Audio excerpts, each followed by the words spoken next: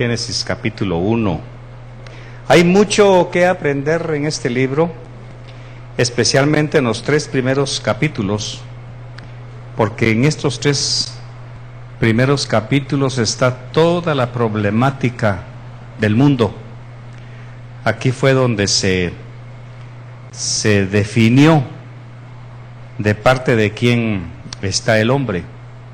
Y a partir de estos 3 capítulos, hermanos, se parte todo el mundo y empezamos nosotros a ver cómo el hombre, que fue creado a imagen y semejanza de Dios, decidió apartarse de Dios, decidió abandonar a su Creador y todo lo que ya sabemos, pero eso lo vamos a ver cuando corresponda. Esta noche vamos a estudiar del verso 20 en adelante.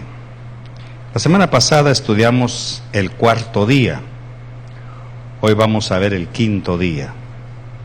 Y fue la tarde y la mañana el 4º día, ¿verdad? 20. Entonces dijo Dios: llénense las aguas de multitudes de seres vivientes, y vuelen las aves sobre la tierra en la abierta expansión de los cielos. Y creó Dios los grandes monstruos marinos y todo ser viviente que se mueve, de los cuales están llenas las aguas según su género, y toda ave según su género. Y vio Dios que era bueno.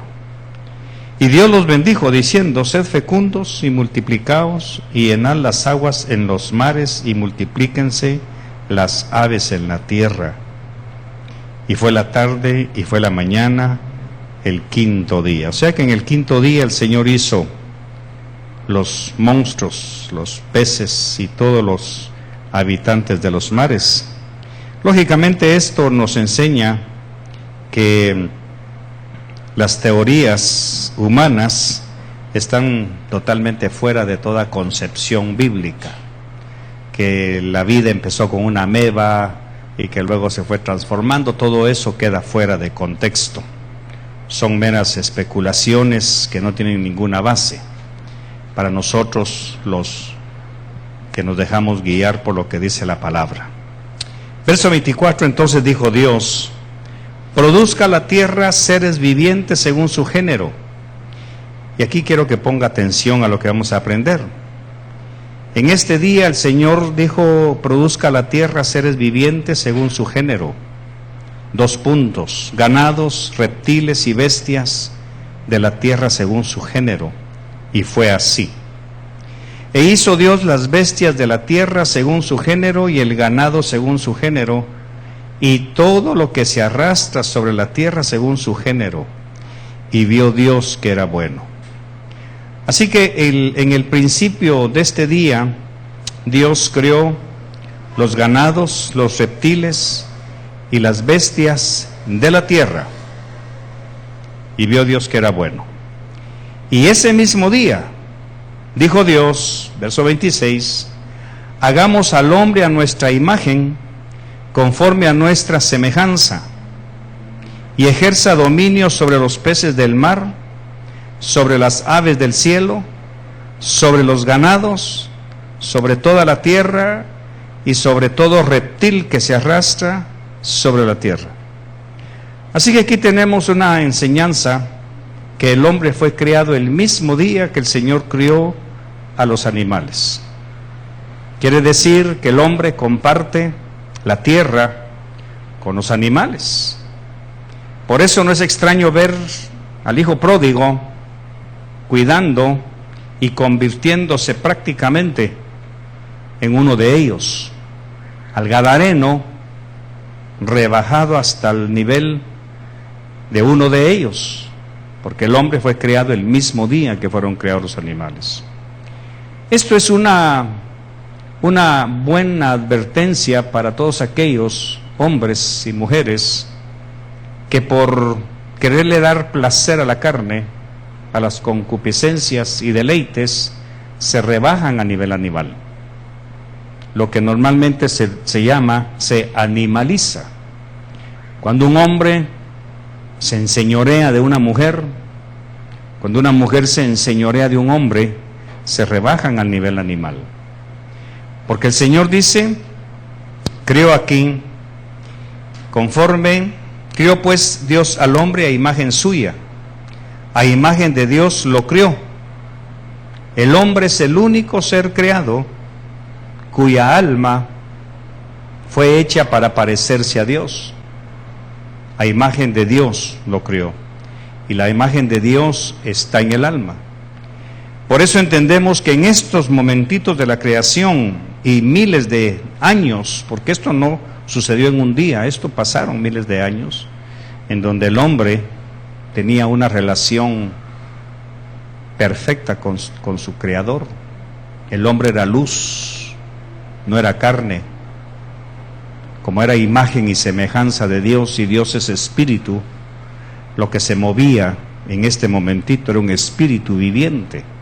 En otras versiones dice que vino a ser el hombre un alma viviente, pero el alma era el espíritu parecido a Dios.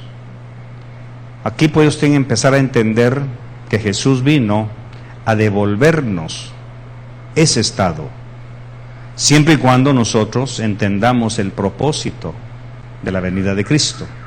Regresarnos a parecernos a Dios, regresarnos al Edén, regresarnos a tener la imagen. Por eso Pablo, que entendió todo esto, dijo que el Espíritu Santo está trabajando constantemente con nosotros para terminar de esculpir la imagen de Cristo, para regresarnos a este estado. Luego sigue diciendo, creó pues Dios al hombre a imagen suya, a imagen de Dios lo crió, y varón y hembra los crió. Aquí es en donde vamos a aprender, quizá la semana entrante, el fenómeno que nosotros no logramos entender con respecto al hombre y la mujer. ¿Dónde estaba la mujer en este momento? Si dice que lo crió varón y hembra, que sí que la mujer estaba dentro del varón. En la eternidad, el hombre fue criado con la mujer adentro. Por eso cuando más adelante estudiemos con más detenimiento, vemos qué es el hombre para la mujer, qué es la mujer para el hombre. Verso 28, y los bendijo Dios y les dijo, sed fecundos y multiplicaos y llenad la tierra y sojuzgadla. Pero aquí hay otro pensamiento muy importante. Ejerced dominio sobre los peces del mar, sobre las aves del cielo y sobre todo ser viviente que se mueve sobre la tierra. En ningún momentito aparece la mujer para que el hombre se enseñoree de ella. Así que si aquí tengo enfrente de mí hombres que todavía se enseñorean de sus mujeres, están cometiendo un terrible pecado contra Dios. Usted puede enseñorearse del perro, del gallo, de la gallina, pero nunca de la mujer. La mujer no aparece aquí, sino solamente los animales solamente. Porque dice, sobre las aves del cielo y sobre todo ser viviente que se mueve sobre la tierra. Y dijo Dios, he aquí, yo os he dado toda planta que da semilla, que hay en la superficie de toda la tierra, y todo árbol que tiene fruto que da semilla, esto os servirá de alimento. Aquí vemos que la orden de Dios, la orden primigenia de Dios era que el hombre comiera plantas y semillas. ¿En qué momento se volvió carnívoro? ¿En qué momento empezó a comer carne el hombre? No soy dietista ni nada de eso, pero solamente estoy enseñando. Quizá por eso es que hoy por hoy, y usted lo puede ver en sus propios hijos, usted les pone pollo con arroz y le pone zanahoria y todo eso se lo quitan. Desde antes de entender la creación. Ya el hombre en su naturaleza interna trae la desobediencia y el desprecio por las cosas que Dios hizo para nosotros. Por eso es que con tristeza vemos tantos hogares necesitando comida, padeciendo escasez, porque no somos enseñados a valorar las cosas que Dios hizo para nosotros. ¿Por qué inmediatamente sus hijos quitan la cebolla, quitan el apio, el perejil, quitan todo eso? ¿Dónde lo vieron? ¿Y por qué los padres toleran esa desobediencia? Ahí es en donde empieza a crecer el círculo vicioso de desobediencia a las cosas que Dios hizo para nosotros. Verso 29, verso 30. Y a toda bestia de la tierra, a toda ave de los cielos, y a todo lo que se mueve sobre la tierra y que tiene vida, les he dado toda planta verde para alimento. Y fue así. Un 80-90% de los animales obedecen esta orden. Un 80-90% de los humanos desobedecen la orden. Vemos cómo los animales son más obedientes a Dios que nosotros. Lleve a sus hijos a comer hamburguesa, quitan la lechuga, le quitan el tomate y quitan la cebolla. Y ustedes se los dejan hacer. Pone usted a un animal en un jardín, come semillas, come hojas, come todo lo que Dios dijo que comieran. Vemos cómo aquí, aún aquí, que no ha empezado el pecado, ambos, los animales y el hombre, éramos herbívoros. Verso 31. Y vio Dios todo lo que había hecho, y aquí que era bueno en gran manera. Es bueno que nosotros. Por eso hoy la medicina está tratando de regresar, la medicina natural está tratando de regresar. Y se están descubriendo medicamentos naturales para que el hombre pueda regenerar su salud. Por eso usted ve que en el Antiguo Testamento, cuando un rey se enfermaba, no le daban aspirinas ni nada de eso. Lo curaban con emplastes de higos, masas de higos, con hierbas. Sin embargo, el hombre, mientras más culto, más ignorante se vuelve. Por eso dice la Biblia que el Evangelio es locura de Dios para los que se pierden. Sin embargo, también dentro de la iglesia hay gente, hermano, que menosprecia. No soy naturista tampoco, no me voy a confundir. Sí, por favor, porque hay gente que tan chispuda. Pero yo mismo en mi vida personal he visto cómo el Señor nos sana a través de cosas tan sencillas como el apazote, ¿verdad? Como el orégano. Acabamos de aprender con mi esposa que lo mejor para cortar los catarros y todo eso es el orégano. Y lo venden en las tiendas de vitaminas. No estoy hablando de ir al mercado y comprar, no. Eso ya está científicamente comprobado. Pero se lo cuento nada más. No, usted puede seguir tomando sus pastillas, que al final el hígado, el páncreas y todo eso va a ser dañado, pero usted escoge. Estamos hablando de lo que Dios hizo. Y vio Dios que era bueno lo que había hecho. Y vio Dios todo lo que había hecho, y aquí que era bueno en gran manera. Y fue la tarde, y fue la mañana del sexto día. Aquí terminamos los 6 días de la creación. Pero falta algo. Todavía falta algo. Capítulo 2. Así fueron acabados los cielos y la tierra y todas sus huestes. Y en el séptimo día completó Dios la obra que había hecho, y reposó en el día séptimo de toda la obra que había hecho. O sea, ¿qué hizo en el día séptimo? ¿Qué hizo en el día séptimo? Hizo el día séptimo. Hizo el día. O sea que este día no existía. Él empezó el día 1, día 2, día 3, o día 1, día 2, día tercero, y así, hasta que llegó a la creación del hombre en el sexto día. Pero Dios pensó, no está completa la creación, necesito hacer algo más. Y entonces dice que en el séptimo día completó. Quiere decir que el séptimo día hizo algo. ¿Qué hizo? Hizo el descanso. Hoy por hoy estamos viendo cómo a los 35, 40 años el hombre se está matando por presión arterial, diabetes, nervios, ciática, tantas cosas que lo están matando por una causa, no están descansando. Así como el hombre ha menospreciado los alimentos, la vida sana que Dios le creó, también están despreciando el descanso. Hombres y mujeres que pertenecen a la iglesia prefieren confiar en su trabajo que confiar en el día de descanso de Dios.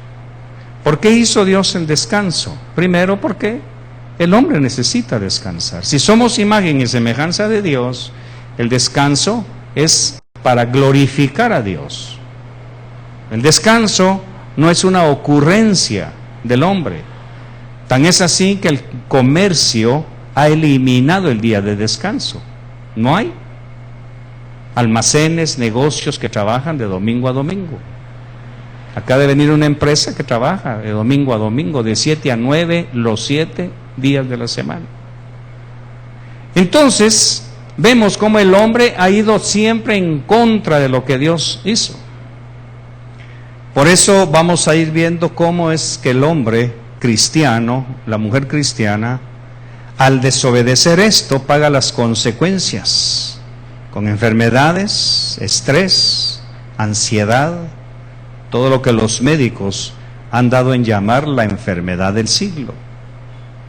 Porque hasta 1950 para atrás, las empresas cerraban 2 horas al mediodía, daban chance de que la gente fuera a comer a sus casas. Pero el 60, 70, después de la revolución industrial, todo eso cambió y la gente empezó a morir más joven, hasta el día de hoy. Entonces el Señor, el día séptimo, hizo el día séptimo, el día de descanso. Y dice, y reposó en el día séptimo de toda la obra que había hecho. Y bendijo Dios el séptimo día y lo santificó, porque en él reposó de toda la obra que él había creado y hecho. Hasta aquí tenemos la creación. Entonces ya tenemos los 7 días de la creación. Ahora aquí tenemos que proyectarnos al hoy. ¿Dónde encuentro mi descanso hoy? ¿Dónde encuentro mi día séptimo? Si hasta aquí terminara la Biblia, o si la Biblia terminara en Malaquías, yo no sabría cómo encontrar el descanso ese día que Dios hizo. Porque es fácil encontrar el día 1 que Dios hizo la luz, el día 2 que ordenó la tierra, separó esto y lo otro, es fácil. Pero ¿dónde encuentro el descanso? Aquí es en donde entra el milagro de la venida de Cristo. Venid a mí todos los que estéis cargados y cansados, y yo te daré descanso. Por eso muchas veces sabemos que ir a la playa no es descanso, muchas veces. Que ir a un retiro no es descanso. Vamos a retirarnos a una montaña para descansar, eso no es descanso. Eso puede ser un antídoto, puede ser un momento de amnesia. El verdadero descanso es Cristo. Quiere decir que ya en el corazón de Dios, cuando Él completó el día séptimo, estaba haciendo a Jesús, no a Él, voy a explicarme, corrijo, estaba haciendo la salvación y estaba abriendo el camino, por así decirlo, para llegar al descanso. Por eso Él dijo, el que me tiene, el que guarda mi palabra, mi Padre lo amará. Y también dijo Jesús, deja todas tus cargas, échalas sobre mí y yo te daré descanso. Pero volvemos nuevamente a lo mismo. El hombre rechaza el descanso de Dios y prefieren las cantinas, prefieren los vicios, prefieren las drogas para darse el descanso, cuando el único descanso es Cristo. Por eso hoy, ya en el 3er siglo, cuando alguien está muy agobiado, que no le llega la provisión, le decimos, descanse en el Señor, descanse en el Señor. ¿Pero cómo? ¿Cómo descansar en alguien en quien no tengo confianza? ¿Cómo descansar en un almuerzo de legumbres? Si estoy acostumbrado a que si no hay un hueso por lo menos flotando en la olla, no hay nada que comer. De igual manera, no puedo descansar en Cristo, porque estoy rechazando internamente la obra de Dios. Por eso sabemos perfectamente, los que hemos, por gracia y misericordia, entrado en el descanso de Cristo, estamos viendo maravillas, portentos, salud física, mental, espiritual. Se duerme bien. ¿Por qué? Porque estamos seguros que el ángel de Jehová acampa a mi alrededor y me defiende. Porque estoy seguro que estoy en el descanso de Dios, que no tengo que sudar. Por eso cuando entremos a Éxodo, Levítico, vamos a ver cuando la Biblia prohíbe que el Hijo de Dios vista dos clases de ropas, lino y lana. No se puede vestir. Quiere decir, no podemos vestirnos con las obras de Cristo y con nuestras propias obras. Eso lo vamos a ver después. Ahorita estamos todavía en el capítulo 2. Y bendijo Dios el séptimo día y lo santificó, porque en él reposó de toda la obra que él había creado y hecho. Dese cuenta que el séptimo día está apartado. Dice que lo santificó. Y bíblicamente hablando, santificar algo significa apartarlo. Por eso es que el domingo, que es nuestro día, no voy a entrar en polémicas doctrinales, pero nuestro día de descanso y de culto a Dios es el domingo. Entonces, ¿dónde debemos encontrar el descanso de ese día? En la presencia de Dios. Pero lamentablemente usted ve, con todo respeto, y no quiero señalar a nadie, si se siente señalado, por favor, yo le pido disculpas, pero tengo que mencionarlo. Gente corriendo, hermano. Corriendo llegan a la iglesia, después de los coros, después de la adoración, como rasguñando el último minuto. Por lo menos voy a la palabra. Si la palabra, hermano, es para usted, la alabanza, la adoración, que es el verdadero descanso, es para Dios. Te estoy dando tu día, Señor. Te estoy dando lo que pertenece hoy para ti. Pero somos tan ignorantes, tan materialistas, que aún el día del Señor no lo estamos santificando. Por eso es que estamos enseñando, quizá este último trimestre, madrugue. Haga todo usted el sábado en la noche, deje lista su ropa, todo para que el domingo. Pero oiga el pretexto. Es que, pastor, el domingo es el único día que puedo dormir. Es que el dormir no le da descanso. El dormir no le da descanso. El dormir lo que le da es pereza. Por eso a veces alguien me pregunta, pastor, ¿y ustedes por qué no hacen vigilia? Vamos a hacer vigilia un miércoles, para que de aquí se vayan todos a su trabajo, a ver si es cierto que quieren hacer vigilias. Porque de nada sirve religiosamente hacer vigilias los viernes para ir a dormir todo el sábado. Eso no es sacrificio. El verdadero sacrificio es aquel en donde yo voy a castigar mi carne. Por eso es que yo no soy, con todo respeto, amigo de las vigilias. Porque eso es una farsa realmente, con todo respeto, es una farsa. Pasar aquí el viernes hasta las 12 de la noche y levantarse el sábado a las 12 del día. Eso no es vigilia. Por eso se escudan diciendo, cuando Jesús dijo, esto no sale sino con oración y ayuno, es otra cuestión. Entonces, estamos viendo cómo Dios santificó el día de reposo. El día de reposo debe ser un día santo para nosotros. Olvidarnos de todo lo material.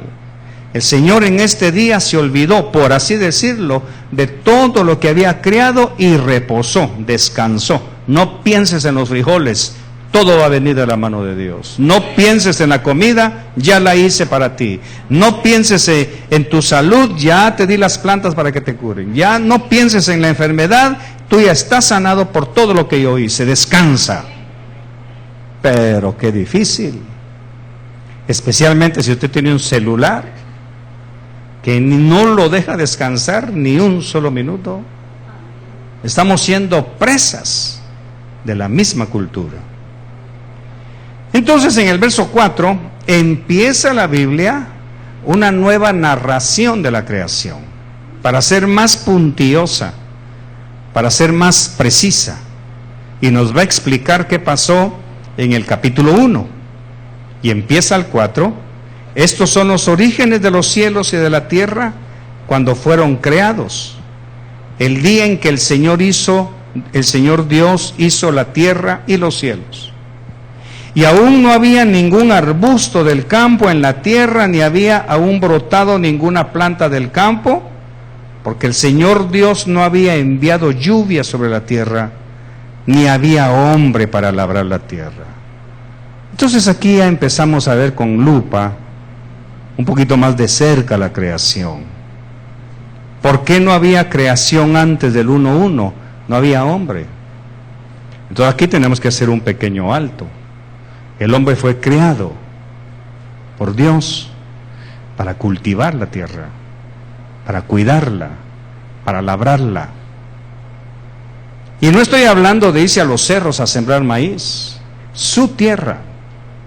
Pero no estoy hablando de su patio, su tierra. Su tierra. Porque vemos que fuimos hechos del polvo de la tierra. Aparte de eso, ya abriéndolo parabólicamente, su casa, que es su tierra. ¿Cuántas mujeres o cuántos hombres, hombre, mujer, antes de ser separados, no trabajan su tierra?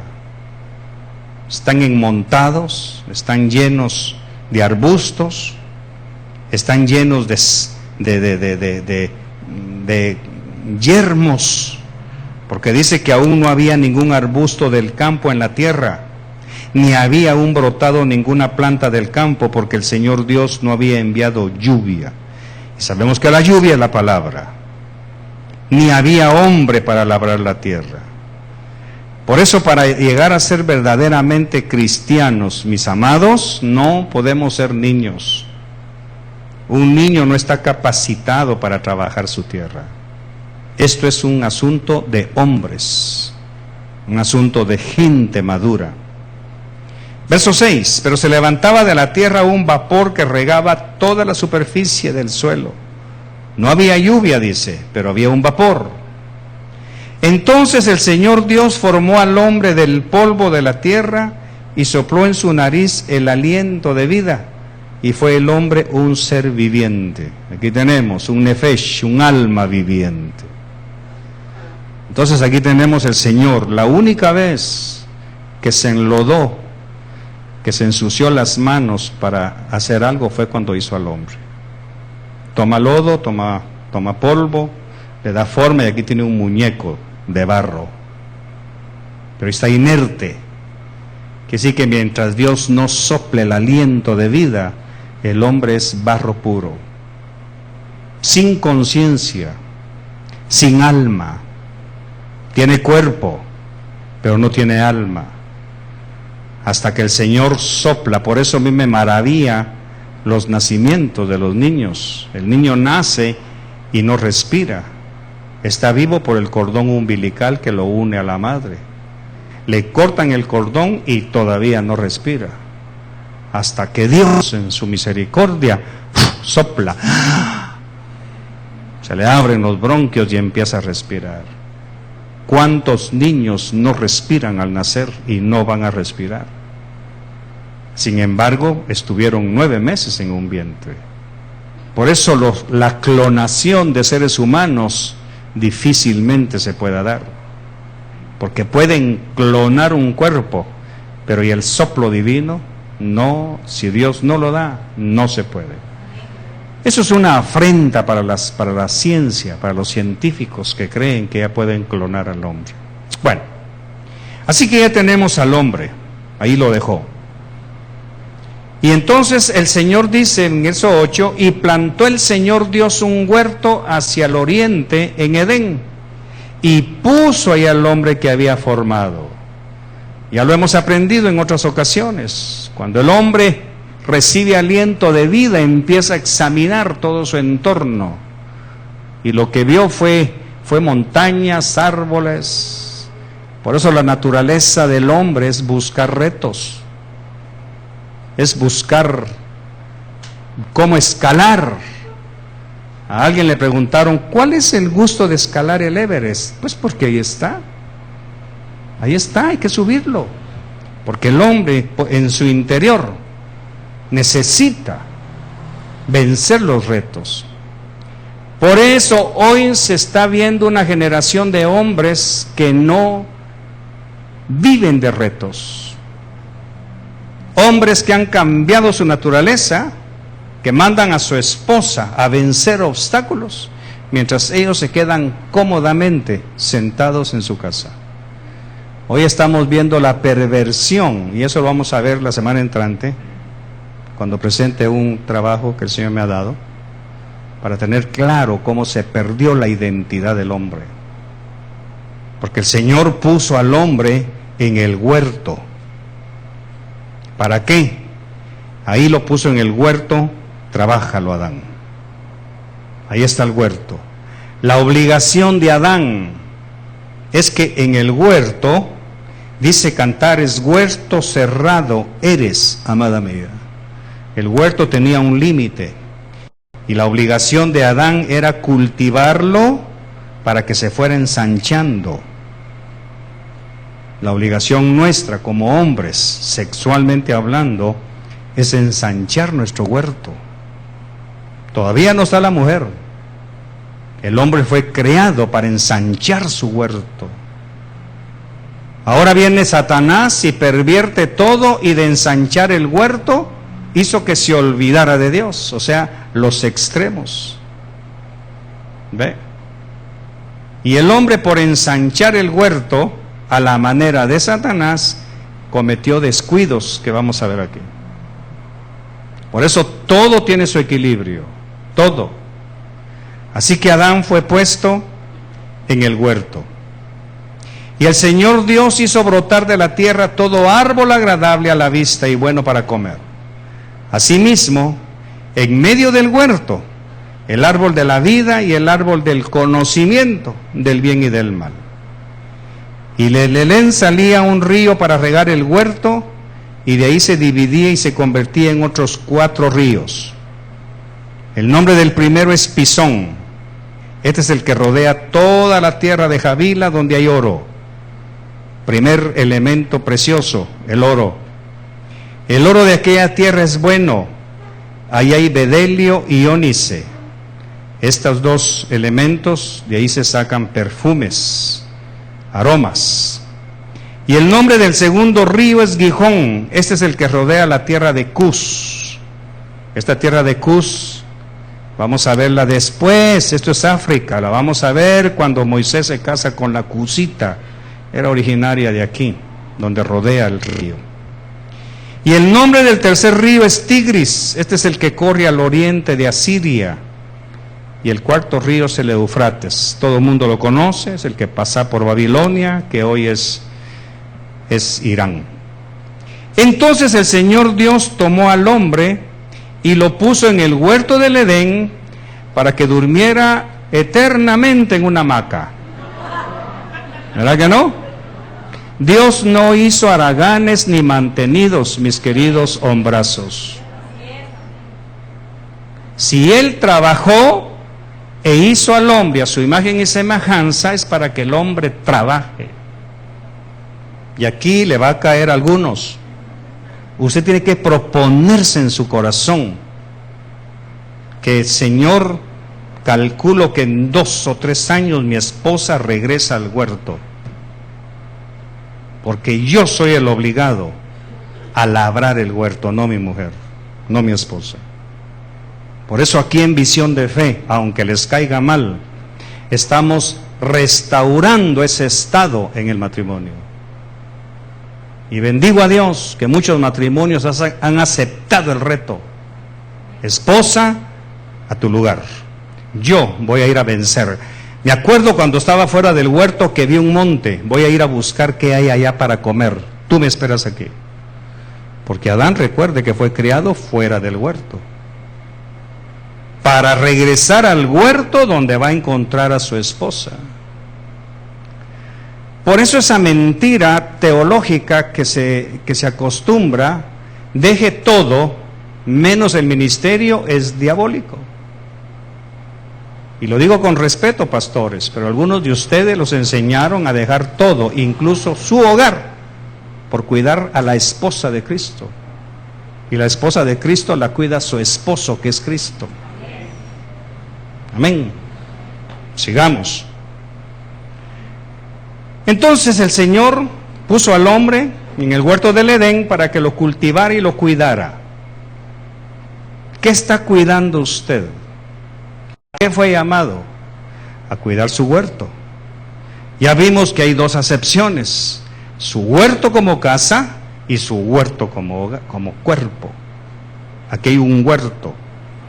Por eso me gusta alguien que cantó y dice: en mi corazón hay un jardín. Aquí adentro hay un huerto que yo debo cuidar, yo debo proteger. Por eso es que el árbol de la vida, de la ciencia, del bien y del mal está aquí, en este huerto. Ya no es un árbol que está en algún lugar, está aquí. Y ordenó el Señor Dios a la mujer diciendo, estoy esperando. Y ordenó Dios. Entonces, mis queridos, es al hombre a quien Dios le ordena cuidar su palabra. No es a la mujer. Por eso Pablo, miles de años después, dice: mujeres, si quieren saber algo sobre la Torá, sobre la palabra de Dios, vayan a su casa y pregúntenle ahí a sus esposos. Y ese es el error que la iglesia ha cometido. Le han enseñado a los niños de la escuela dominical todo sobre Sansón y Goliat, sobre David y Goliat, sobre los matadores de gigantes, y no les enseñan la palabra de Dios. En cambio, los judíos, desde que nacen, empiezan a aprender a leer y escribir en la Biblia. Porque mientras aprenden las letras hebreas, van aprendiendo palabra de Dios, de manera que a los 12 años, cuando hacen su presentación para nacer a la pubertad, porque para ellos es un nacimiento, no los examinan, hermano, en matemáticas, en ciencias, les examinan en Torah. Se sienta un sabio rodeado de otros, lo llevan a donde está el muro de los lamentos. Usted lo puede ver en torah.org, ahí está, donde se ve ahí están ellos haciendo su bar mitzvah, en un lado los hombres y en otro lado las mujeres. A la mujer no le examinan, es al hombrecito. Y allá aparecen los güiros con su kipá, solo pendientes que si ganan el examen les ponen su manto de oración, su talit. De otra manera no tienen derecho de usarlo. Su graduación es que les pongan su talit. Y ahí están, se ve, yo lo he visto preguntando a los hombres de barba y toda esa cuestión, preguntándoles, ¿qué dice Deuteronomio tal? ¿Qué dice Levítico? ¿Qué dice Éxodo? Los 5 libros. ¿Saben sus hijos los primeros 5 libros de la Biblia? ¿No? Porque en Deuteronomio sus hijos van a encontrar las reglas morales de obediencia. No vestirás ropa de mujer, vea hoy. No harás tonsura en tu cabello, vea hoy. No te harás tatuajes, vea hoy. Solo vea hoy. Hijos de cristianos. Ante las canas te pondrás de pie, vea hoy. Honrarás padre y madre, véalos hoy. ¿Qué pasó? Hoy estamos viendo la culminación de la liberación y de los derechos del niño de 1980. Los niños no tienen derechos, mis queridos. Ahora, si son hijos del diablo, pues tienen derechos. Pero si son hijos de Dios, no tienen derechos, tienen privilegios. Y los padres han culpado porque están más interesados en que aprendan ciencias, geografía, aritmética, raíz cuadrada, en que aprendan la palabra. se esmeran en pagarles buenos colegios y descuidan totalmente la instrucción de lo que realmente les va a servir para más adelante. Por eso hoy estamos viendo estudiantes de algunos institutos faltándole el respeto a sus maestros, a la autoridad y al gobierno. Llega el ministro de Educación y dice: muchachos, cálmense. ¿Qué? Hubiera sucedido eso en Deuteronomio o en Éxodo, inmediatamente me agarran piedras todos y me lo matan a pedradas. Porque un muchacho que le falta la autoridad a un maestro, le falta la autoridad a cualquiera. ¿Me cuenta? Entonces el Señor le da las órdenes. Regresemos al verso 16, porque ahí voy a terminar. Y aconsejó el Señor Dios al hombre, y le sugirió, y le suplicó, y se lo aconsejó. ¿Qué dice Miguel? Ordenó. No es ocurrencia de los Bershemis, queridos, es ocurrencia de Dios. Por eso Satanás pervirtió tanto esto, que sacó al hombre de la presencia del Padre y mandó a la mujer a la iglesia. Y la mujer no está hecha, capacitada sí, pero no está hecha para obedecer las instrucciones que Dios no le dio. Por eso es que ustedes, mis queridos discípulos, Arturo y todos los demás, tienen un gran compromiso con Dios y conmigo. Tu esposa no te puede fallar en la conducción de tu hogar, porque yo no te he enseñado eso. Rocío, no puedes tú abandonar la hora del almuerzo por andar haciendo piñatas, porque yo no le he enseñado eso a tu esposo. Pastor, ¿y ahora qué hago que estoy estudiando en la universidad? Gradúese, saque su título para honrar a sus padres, pero en el momento de casarse, a su lugar. Lo saben también los maestros de teología, que gradúan mujeres en teología y no les dan una iglesia para pastorear. ¿Por qué, Miguel? ¿Por qué, Omar? ¿No ves ahí una dicotomía? Estudian los mismos grados que el hombre.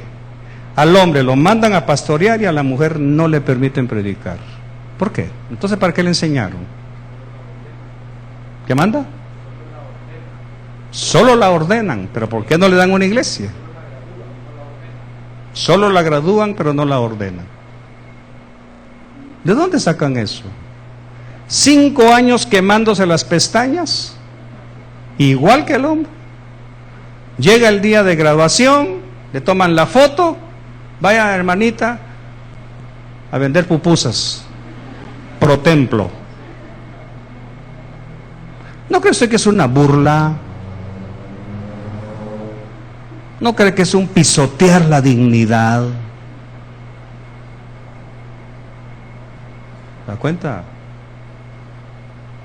Entonces, la otra semana vamos a seguir estudiando ese punto tan especial. Espero que todos vengan, que no se me corran, porque la cosa se va a poner un poco más difícil a medida que penetremos. Por eso, si aquí hay alguien que se está enseñoreando de su esposa, mejor llegue esta noche y dígale: mi amor, perdóname, ni eres caballo, ni eres bestia, ni eres reptil, por favor, toma tu lugar. Toma tu lugar. Después vamos a ver para qué fue creada la mujer. Tampoco fue hecha para hacer pupusas. Fue un nivel mucho más elevado, pero por culpa de la cultura, aunque eso de cultura no es correcto, pero por culpa de las tradiciones, hablaba mi esposa anoche, se ha perdido el verdadero sentido de la creación. Señor, muchas gracias por tu palabra. Bendigo esta preciosa congregación que se esmera por estudiar y aprender los orígenes. Génesis capítulo 1.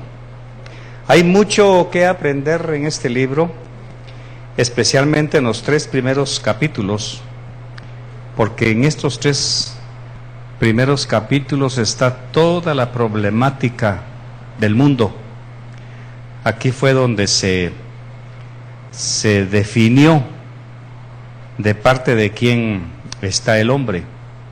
Y a partir de estos 3 capítulos, hermanos, se parte todo el mundo y